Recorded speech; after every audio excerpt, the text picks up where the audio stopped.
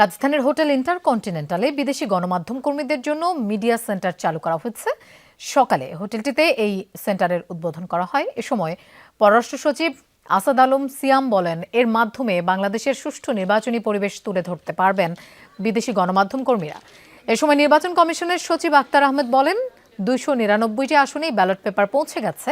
শতভাগ সুষ্ঠু ভোটার তালিকা গঠনের সুযোগ হয়নি, তবে তরুণ ভোটারদের অন্তর্ভুক্ত এবং মৃতদের নাম কর্তন করার কাজটি সঠিকভাবে করা হয়েছে। এ সময় তথ্য সচিব মাহবুবা ফারজানা অপতথ্যের বিষয়ে এবং সত্যতা যাচাইয়ের ক্ষেত্রে গণমাধ্যমগুলোকে সোচ্চার থাকার আহ্বান জানান। মিডিয়া সেন্টার বিদেশি সাংবাদিকদের জন্য একটি কাজের প্ল্যাটফর্ম হিসেবে কাজ করবে।